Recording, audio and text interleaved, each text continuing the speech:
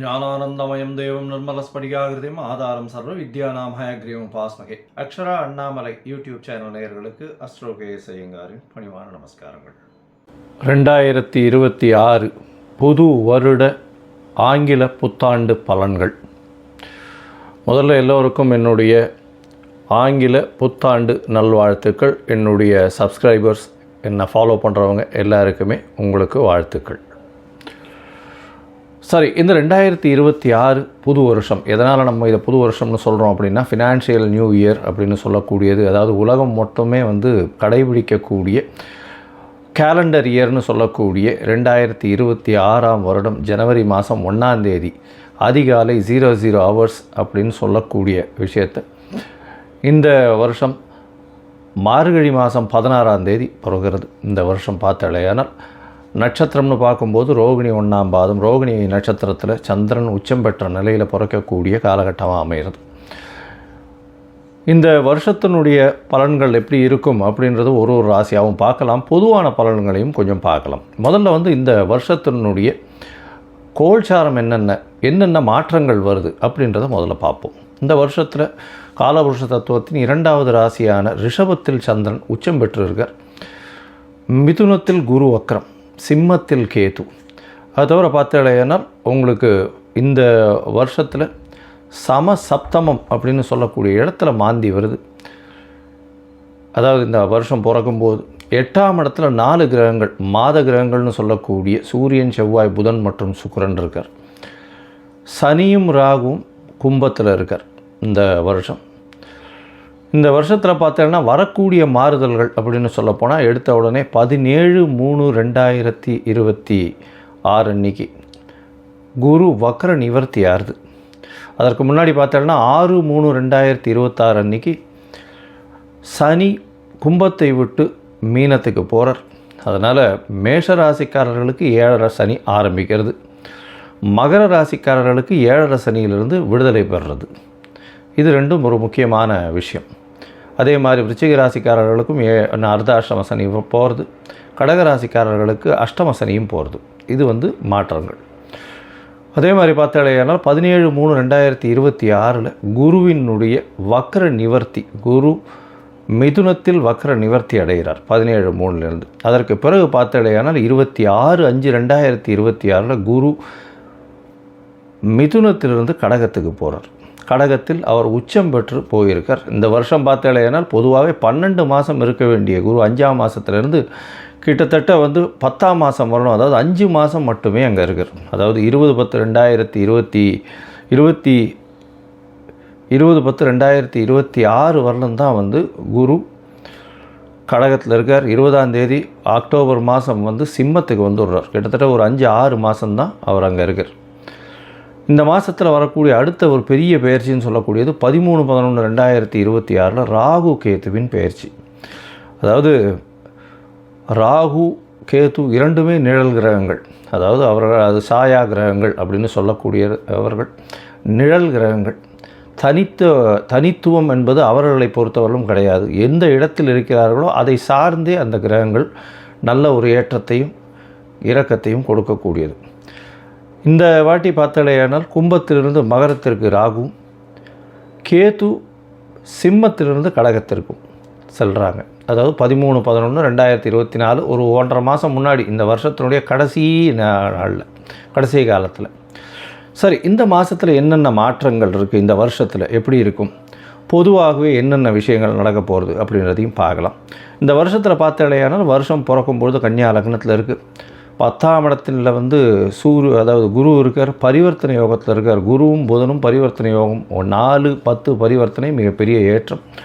இந்த வருஷத்தில் பார்த்தோன்னா நம்மளுக்கு பொதுவான பலன்கள் அப்படின்னு பார்க்கும்பொழுது தொழில் அபரிமிதமாக இருக்கும். அதுவும் கணக்கு தொழில்கள், ஷேர் மார்க்கெட் 85 95 வரலும் 95,000 பாயிண்ட்ஸ் வரலும் போகக்கூடியது நிச்சயமாக உண்டு. போன வருஷம், அதாவது 2025 நான் சொல்லியிருந்தேன், டிசம்பர் மாதத்துக்குள்ளே 85,000 பாயிண்ட்டு தாண்டக்கூடிய வாய்ப்புகள் அதிகம் அப்படின்னு சொல்லியிருந்தேன். ஏன்னா புதன் ரொம்ப ஸ்ட்ராங்காக இருந்ததுனால இந்த வருஷம் ஒரு 10,000 பாயிண்ட் வரலும் நிச்சயமாக மாற்றங்கள் ஏற்படுத்தும். 95,000 பாயிண்ட்டிலிருந்து 1,00,000 பாயிண்ட் வரலும் சென்செக்ஸ் வரக்கூடிய வாய்ப்புகள் நிச்சயமாக உண்டு.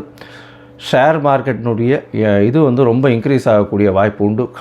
கணிதம் சார்ந்த துறைகள் எல்லாமே பலப்படும். அதை தவிர வந்து அனலிட்டிக்கல் ஆப்ஸ் எல்லாமே வந்து ரொம்ப அதிகமாக இருக்கும். அதை தவிர இந்த அக்கௌண்டிங் ஆப்ஸ் எல்லாம் வந்து நிறைய ஏறும். சார்ட்டர்ட் அக்கௌண்டன்ஸுக்கு டிமாண்ட்ஸ் ரொம்ப அதிகமாகும். அதிகமான சார்ட்டர்ட் அக்கௌண்டன்ஸ் அவைலபிளாக இருப்பாங்க. அது தவிர பார்த்தாலேயானால் பண வரவிற்கு பஞ்சம் இருக்காது. ஏன்னா கேந்திரத்தில் 4ஆம் இடத்துல வந்து திக்பலம் பெற்று சுக்கிரன் இருக்கிறது பெரிய விசேஷம். இதன் மூலியமாக ஆட்சியில் இருப்பதற்காக எடுத்துக்கொள்ளணும். அதனால் வந்து பண வரவிற்கு பஞ்சம் இருக்காது. எடுத்த காரியங்கள் எல்லாமே நிறைவேறும். இந்த வாட்டி பணப்புழக்கம் கொஞ்சம் அதிகமாகவே இருக்கக்கூடிய காலகட்டம். சுக்கிரனும் 4ஆம் இடத்துல இருந்து திக்பலம் பெறதுனாலையும், அதாவது இந்த கன்னியா லக்னத்துக்கு 4ஆம் இடத்துல இருக்கிறதுனால திக்பலம் பெற்று போகிறதுனாலையும், சந்திரனும் உச்சம் பெற்று போகிறதுனாலையும் பெண்களுடைய டாமினன்ஸ் இந்த வருஷம் ரொம்ப அதிகமாகவே இருக்கும். எந்த ஒரு விஷயத்திலையும் பெண்களுடைய ஆளுமை அதிகமாக இருக்கக்கூடிய வருஷமாக இந்த வருஷம் அமையும். கலைத்துறை, அதை தவிர வந்து பார்த்தோம்னா அழகு துறைகள், ஆடை விளம்பரம், அலங்காரம், இந்த மாதிரியான துறைகள் மிகவும் மேன்மை பெறக்கூடிய வாய்ப்புகள் நிச்சயமாக உண்டு. தண்ணீர் சம்பந்தப்பட்ட, பால் பதனிடுதல் சம்பந்தப்பட்ட துறைகள் மிகவும் ஏற்றத்தை கொடுக்கக்கூடிய வாய்ப்புகள் உண்டு. அரசாங்கத்திற்கு பார்த்தடையானால் இந்த விமானப்படை மூலியமாக, விமானம் பொருட்கள் மூலியமாக நிறைய ஏற்றம் வரும். இராணுவ தளவாடங்கள் விற்கிறதுல விமானம் சம்பந்தப்பட்ட விஷயங்களில் பெரிய ஏற்றம் வரக்கூடிய வாய்ப்புகள். ஏன்னா ராகு ரொம்ப ஸ்ட்ராங்காக இருக்கக்கூடிய காலகட்டமாக அமைய போகிறது. இந்த வருஷத்தில் பார்த்தடையானால் குருவும் உச்சம் பெற்று போகிறதுனால தங்கம் ஸ்திரமாகக்கூடிய வாய்ப்பு உண்டு. தங்கம் விலை பார்த்தோம்னா ஸ்திரமாக இருக்கக்கூடிய வாய்ப்புகள் நிச்சயமாக இருக்கும். ஸ்திரம் அப்படின்னா 12,000 to 15,000 ரேஞ்சிலேயே தான் இருக்கும். ரொம்பவும் இறங்கிறதுக்கு வாய்ப்புகள் நிச்சயமாக கிடையாது. மேக்ஸிமம் போச்சுன்னா 14 ரூபா 15,000 ரூபா வரலும் 1 கிராம் போகிறதுக்கு வாய்ப்புகள் உண்டு. அதற்கு மேலே போகக்கூடிய வாய்ப்புகள் நிச்சயமாக இல்லை. ஆனால் வெள்ளியின் விலை நிச்சயமாக உச்சத்தை தொடும், அதிகமான இதுவாக வரும். வைரத்தின் விலையும் அதிகமாக வரக்கூடிய வாய்ப்புகள் நிச்சயமாக உண்டு. ஏன்னா சுக்கிரன் ரொம்ப ஸ்ட்ராங்காக இருக்கக்கூடிய காலகட்டமாக இருக்குது. அதனால் நிச்சயமாக உங்களுக்கு வெள்ளியும் வைரமும் விலை ஏற்றம் அதிகமாக இருக்கக்கூடிய வாய்ப்புகள் மிகவும் அதிகம். அது தவிர வந்து பார்த்தாலேயானால் மைனிங் செக்டர், அதாவது வானூர்தி செக்டர், அதை தவிர வந்து ஏரோஸ்பேஸு, ஏரோடைனமிக்ஸு, அதை தவிர ஏவியேஷன், இது எல்லாமே அதிகமாக வளரக்கூடிய வாய்ப்புகள் நிச்சயமாக உண்டு. நெருப்பு சம்பந்தமான பிரச்சனைகள் வரக்கூடிய வாய்ப்புகள் உண்டு. 1-2 நெருப்பு இன்சிடென்ட்ஸ் நடக்கும். மோஸ்ட்லி இந்த வருஷத்தில் ஒரு பெரிய விபத்தை சந்திக்க வேண்டிய காலகட்டமாக நிச்சயமாக வரும்.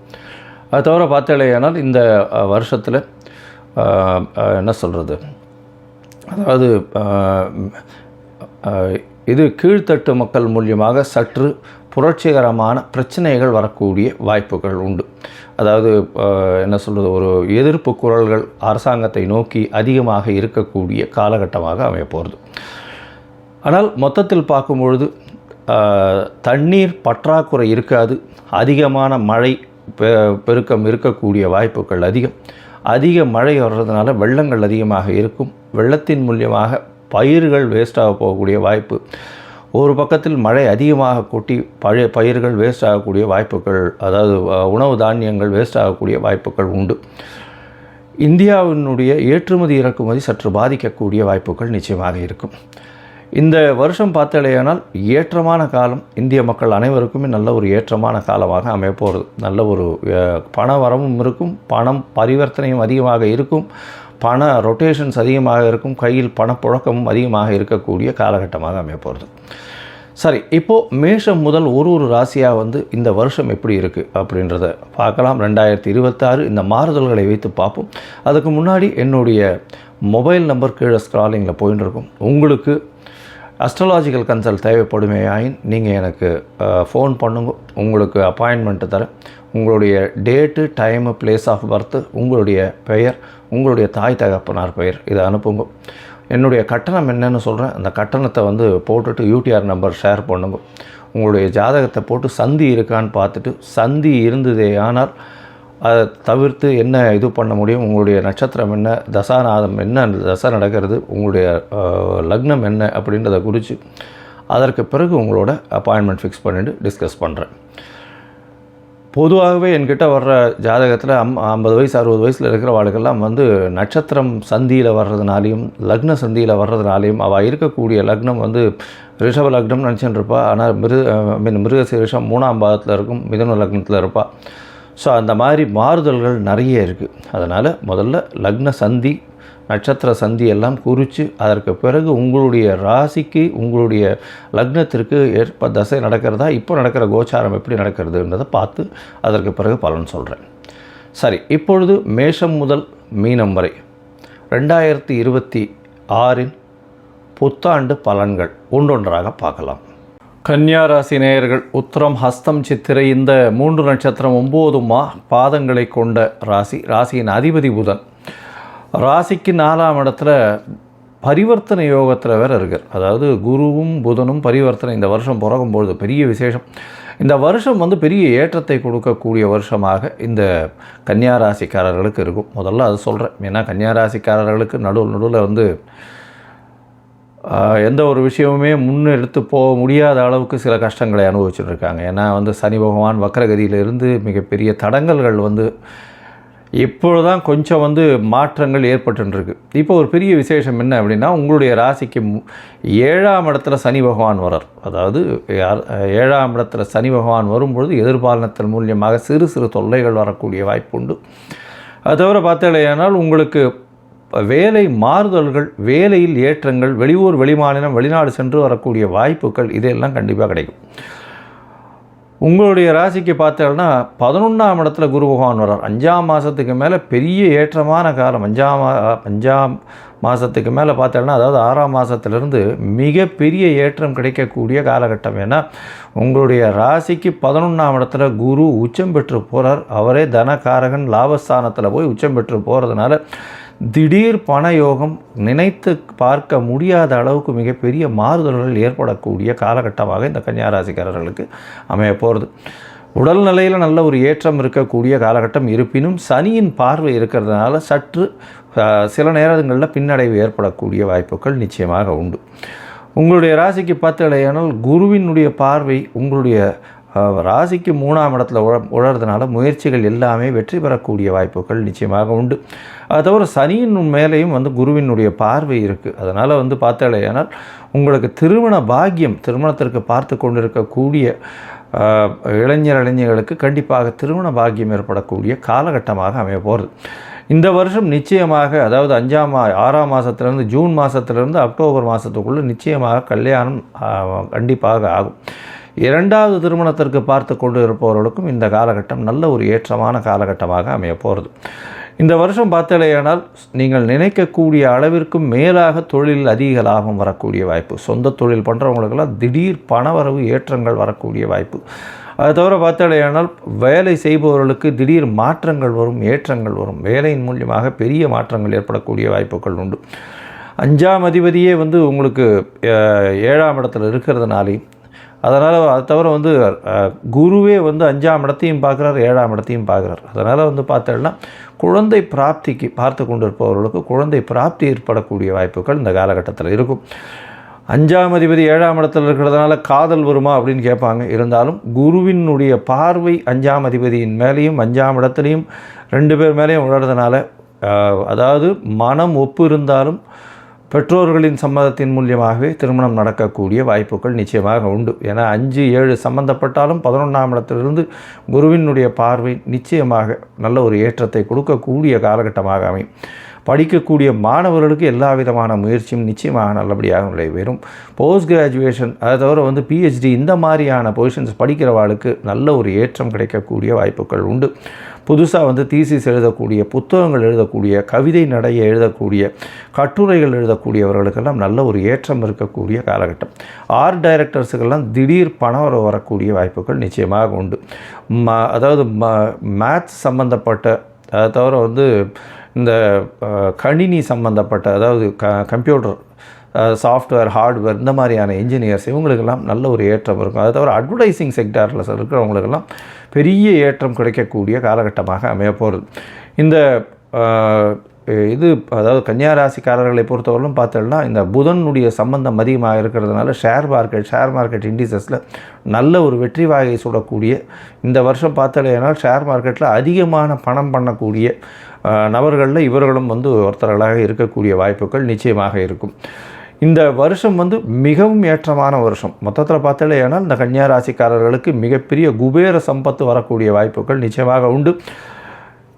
உங்களுடைய ராசிக்கு 11ஆம் இடத்துல இருக்கக்கூடிய குரு பகவான் மூலியமாக நல்ல ஒரு ஏற்றம் கிடைக்கும். திருமண பாக்கியம் ஏற்படக்கூடிய வாய்ப்பு, தொழிலில் ஏற்றம் இருக்கக்கூடிய வாய்ப்பு, எதிர்பாலனத்தவரை சற்று நம்ப வேண்டாம்.